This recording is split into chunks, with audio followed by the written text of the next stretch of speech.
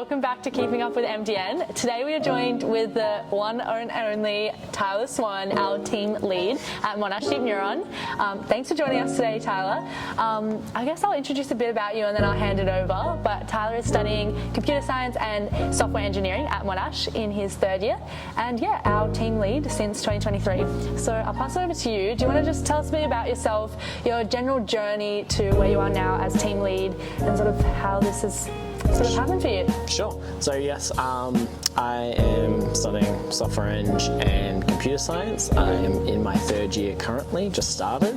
Amazing. My journey into software engineering sort of started probably back in 2020 during the pandemic. Had a lot more free time, not having to like travel to and from school and kind of not really paying attention in school because of online learning. Yeah. I went and just started, I was playing games and I was interested in making them. And I also was doing a class in sort of game design with Unreal Engine, and so I started with their blueprint/nodal system. And had you coded before that? I hadn't coded before that. I'd seen a bit of Python and stuff like that, but I hadn't done much before then. And so because we had to use Unreal and no one was really learning how to do it, I kind of started following how to do it and was interested in making games. And so, given that Unreal Engine uses C++, I went and started learning C++ more formally. So I actually remember the first site I went to look at. It was a site called Codecademy. I originally went there actually to go learn Python, but Python 3 was paid. And I'm like, screw that. No, I'm going to. For that. No. So I went and I was like, oh, C++ is what's used in Unreal. I will go and use that. And because I tried learning from books, but I feel like it's not the same though. It's not the same, especially when you're first starting out, because programming is very interactive. Yeah, you need. And so like copying the examples from a book is very awkward. And I hadn't made the connection yet that like you can learn online with just like the online version of Google. So I started with that, and that started a very, very long rabbit hole of learning a lot about C++. Building a handful of command line based games, such as your typical ones like Pong, Breakout, Snake, all that sort of stuff in Visual C++, so Microsoft's C++ variant. And then kept learning more and more. Did you know it was something that you wanted to do at university, or was it sort of more of a passion at this point? It was mostly a sort of hobby passion, but it did evolve. Originally I wanted to do physics at university, but I was kind of looking at it like, I kind of want to make money to live comfortably. Fair enough. And then, so I was like, I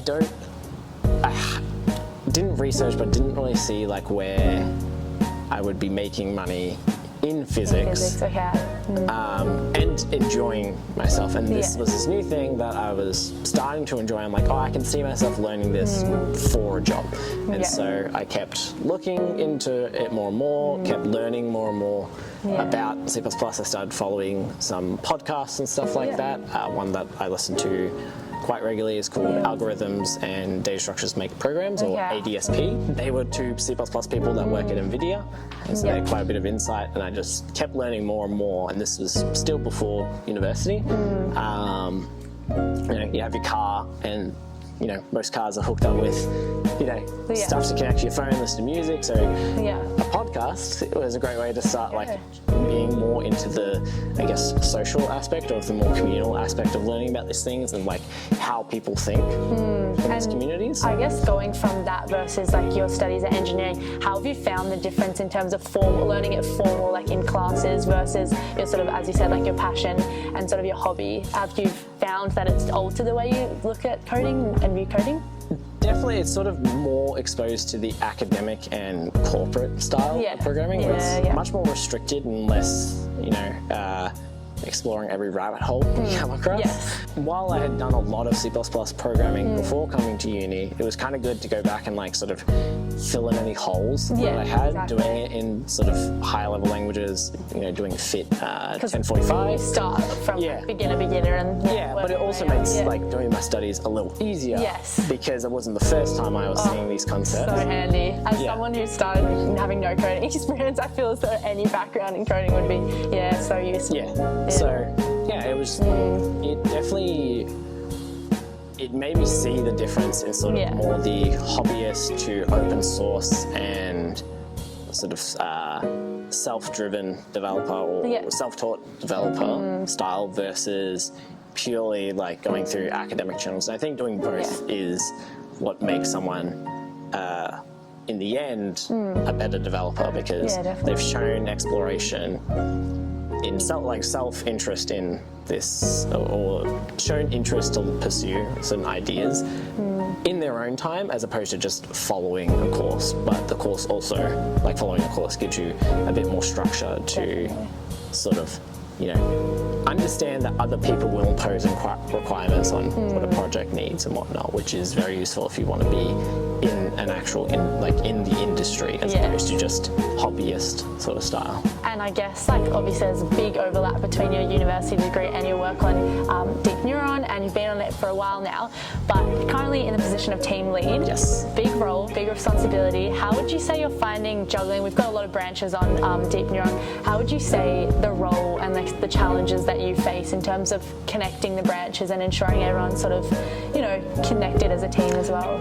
Yeah, the biggest thing that's difficult with being in a team lead position is trying to ensure people are engaged with the team and getting the value out of it for you know, the time that the executive team and the management, people within the management positions, and the people who want to actively participate in the team and see it grow and move and work on various things, they're, you know, ensuring that most people most of the time are engaged and doing that sort of thing is difficult, because this is extracurricular, right? 100%. It's volunteer. It's a lot of time, and you know, especially if you're doing engineering or comp sci, or you know, a very technical degree.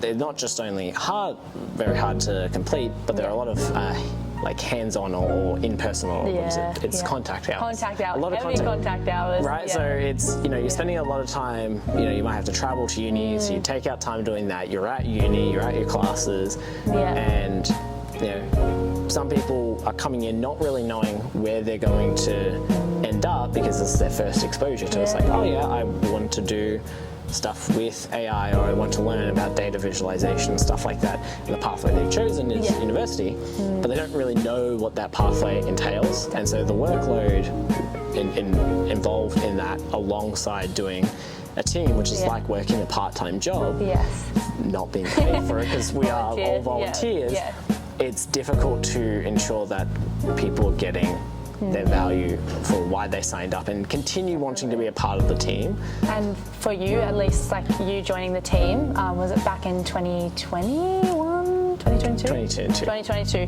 What was your motivation for joining the team? I know we were talking before, obviously Monash has so many student teams, but what really drew you into Monash Deep Neuron? Yeah, so like many people, I came to O Week, I saw a presentation from the, at the time, executive team, which was being led by Erica Schung, and they, you know, you see a lot of the teams and a lot of them look cool, but because I was doing software, you know, Deep Neuron stood out as one that's like, this is very much related to what I want to do, and will probably have the most opportunities to spread out, as opposed to being a software component of a much larger team, where you have to conform to and necessarily conform to the constraints of what the overall project is, and so that's why I applied. I guess, like, we're lucky in that sense. There is a lot of flexibility on the team. Obviously, you've got the projects, but there's non-technical, technical. Obviously, you oversee everything as team lead. But in saying that, outside of Deep Neuron, what are your passions, your hobbies, your interests, away from the coding and away from the Yes, so for anyone who does know me, I'm very much involved in software. Big part of the life. It is a big part of how I think. But some of the things to cut away from that is obviously I do work in a non-software related position. But the biggest thing is sort of like exercise and sports and stuff like that. So that's doing, I enjoy rock climbing. I have done martial arts in the past. Wow. What type of martial arts? It was karate. Wow, that's pretty sick. With a little bit of mix of judo and stuff like that, depending on what the instructors wanted to bring in. Yeah. And the other thing that's more exercise-based is my mates, we play futsal on the weekends and stuff like that. So is that with Monash or? It is not with Monash. It's actually at just the local futsal club where I'm at. Yeah. And that's great fun because it's completely different to what I'm doing. I just think you need a break. Like we were saying, the contact hours, you just need a break from the, Yes. definitely. Yeah. And it's quite fun. So I, if anyone's curious, I play the position of goalie now. There you go. We've just started, late last semester, sorry. Yeah. And I fell into the goalie position, and now that's a big role, big responsibility. I guess so. Big responsibility. We're still finding our way. It's in an adult division, so it's there you go. there's quite a few people who are a little bit faster, have been doing a bit longer, a bit fitter. So we'll keep going. I know, it's so good. It's good to have that. And I guess looking to the future in terms of outside of uni, once you graduate, you've got a few more years to go, but once you graduate, are there sort of your dream, let's just say dream job, dream sort of company, business you see now, they would be cool to work for, that would be sick to work for? Yeah, so the stuff that I want to do is probably quite unconventional for uni students at the current day and age. It's my biggest interest is sort of in developer tooling. So this includes building compilers, building parsers, building not just the low level, but the sort of infrastructure in terms of not web infrastructure, but just actual infrastructure.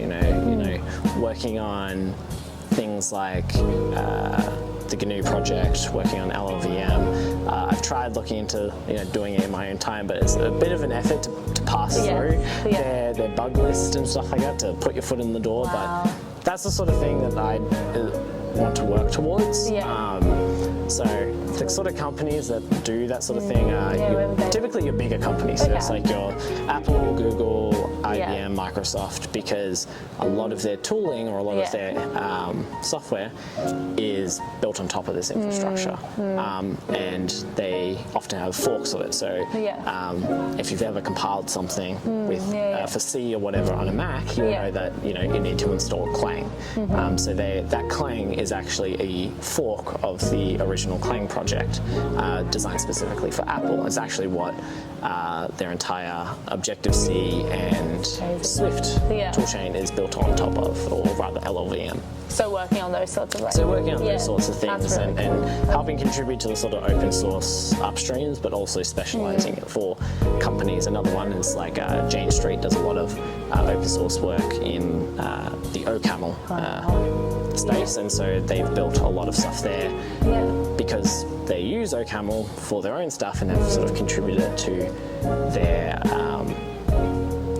contributed to the upstream source. So doing that sort of stuff where it's doing something for a company but helping contribute it back to either open source or a bit broader of an ecosystem is mostly in the developer tool space is my biggest interest. Very cool. And I guess you have so much technical knowledge, even just hearing you speak, it's a lot of it as a non-software engineer, it's a lot of technical knowledge. But I guess for someone who's starting out, let's just say first year engineering, potentially interested in software but has never coded before, what would you say is your biggest piece of advice in terms of just a bit of guidance, a bit of...